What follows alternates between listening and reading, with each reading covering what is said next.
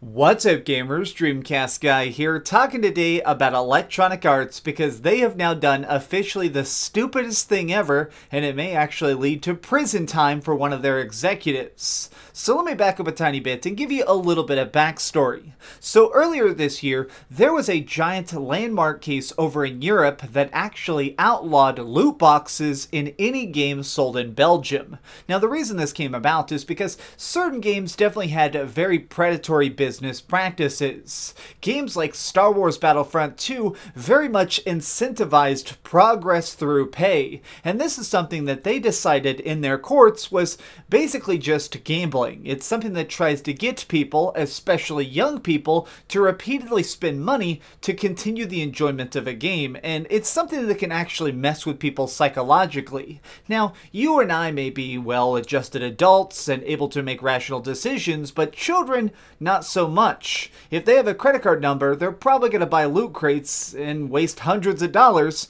just because the systems are so broken. Well, because of this, they decided to completely outlaw them, and most companies were completely okay with it. Overwatch decided to remove all its loot crates, even the cosmetic stuff, it's just completely gone. Other stuff like gun skins and Counter-Strike Global Offensive, they've all vanished because they realized that this is not a battle you want to fight. And why is it so pertinent to actually obey these laws? Because if you break them in Belgium, you can face a $5,000 fine and jail time, several years in prison for disobeying it. Now you'd think that that'd be the end of the story. I mean, if I was told to stop doing something or go to prison, I'm probably gonna stop doing it instantly. But in this case, Electronic Arts decided to surprisingly double down and actually insist that their loot boxes were not gambling. There is some really funny quotes from their CEO saying, actually, since you spend an exact amount of money and get an exact amount of prizes, it's not really gambling, because gambling means that sometimes you pay and get nothing. Well, as weird as this is, it looks like they're actually trying to stick with this, and it looks like it could lead to some very clear legal backlash. Now, I'm actually just kind of amazed by this because it's so funny that major companies can be so ignorant at times. That's why smaller studios sometimes end up blowing us away, just because I feel like smaller teams are able to work smarter. A lot of people right now are completely freaking about Marvel's Spider-Man, but keep in mind that this is actually a quite small development team. Insomniac Games, even though they are based in Texas, which is super giant, is actually a tiny little studio that just has so much passion in it. Whereas something seems to happen psychologically when people get past a couple hundred employees. Now, I don't want to say any names specifically, but there was a time a couple months ago that just blew my brains out. It was so ridiculous, I honestly didn't know how to digest it mentally, but I had a sit-down talk with a big company that makes computers. They definitely make billions of dollars of it, and I sat down with some of their main people to talk to them about just computer stuff and the gaming industry, and they did not know what live streaming was. They understood that it existed, they understood that it was important, but these people did not understand the concept of live streaming. These guys were not very old, they were billionaires, and they never bothered even Googling and watching a live stream. That is how dumb some of these people get. They have so much money and so much power, smaller concepts just seem completely lost on them. Normally, I don't want to beat up on people like this too much because I feel like everybody needs to grow and learn as they age. I mean, actually figuring stuff out as you grow older is part of the fun of life. But I decided to reach out to Electronic Arts, and they actually had a PR executive by the name of Doug Money who actually said that he'd give me an official statement on what's going on over in Belgium. So let me just cut over to his official statement and see if it'll actually make stuff a little bit more clear. Hey folks, Doug Money here. DreamcastGuy asked me to do an official statement on behalf of Electronic Arts, and I just wanted to say that we're really sorry about all this confusion that's going on over in Belgium. You see, what's really going on is the fact that their government just hates us. And that's because we love money. We will do anything to try and get more cash. We'll do bad things. We'll break laws. We'll manipulate markets. We'll manipulate you. All in an effort to get what's inside that tasty little wallet.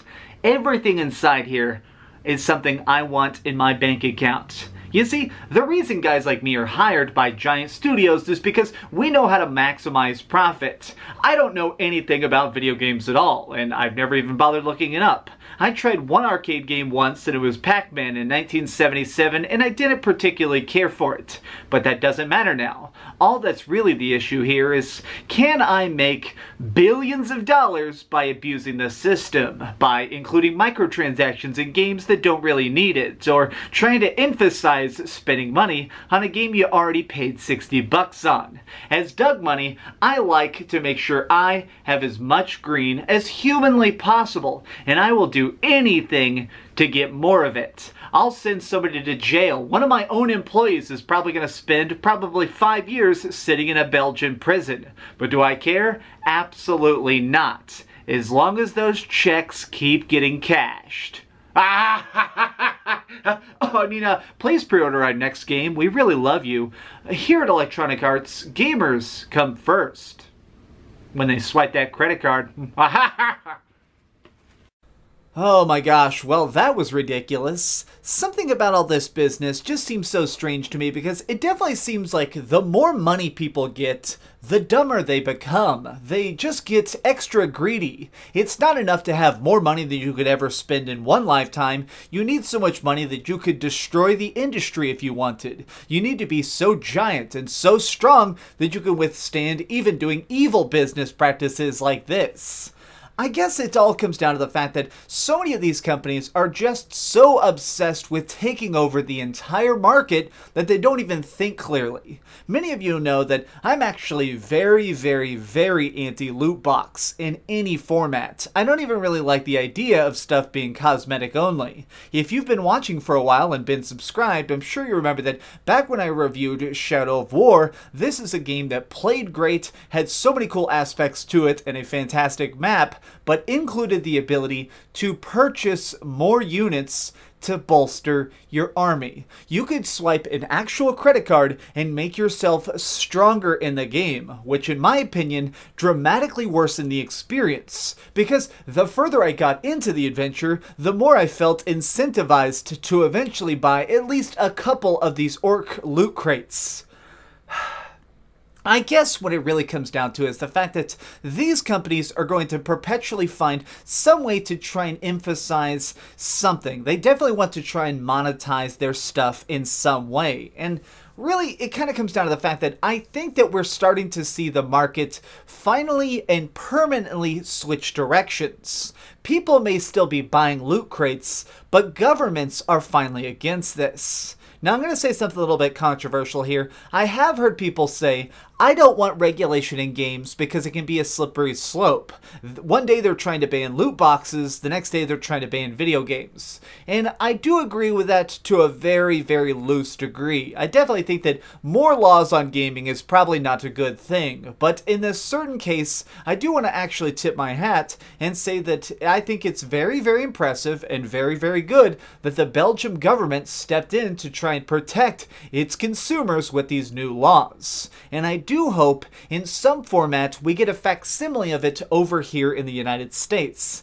I would personally love some sort of official regulation that did not allow randomized loot crates. If you want to sell costumes, that's one thing. If you want to sell giant DLC missions for Spider-Man, that seems totally fine, because at least people are paying for a direct product. The more you try and water that down with wishy-washy ideas and try and obfuscate the fact that the product is made to be addicting, that is when I have a major issue. Loot boxes and loot crates, in my opinion, will always be evil. I don't care how fun they are for you to buy, they're definitely bad for the business.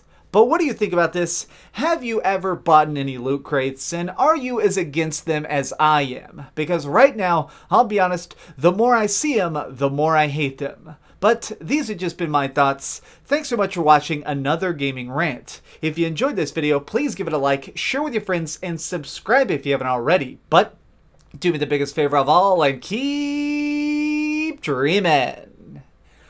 I have actually done every single thing in Spider-Man that is possibly to do. I've gotten every backpack, I've done every side quest, I've done everything. And now I'm really hoping they introduce a new game plus, because I want to go through it again as Super Spider-Man. You know, I'm probably gonna, I'll admit it, I'm probably gonna buy the DLC in this game. I can't help it. I want more Spider-Man.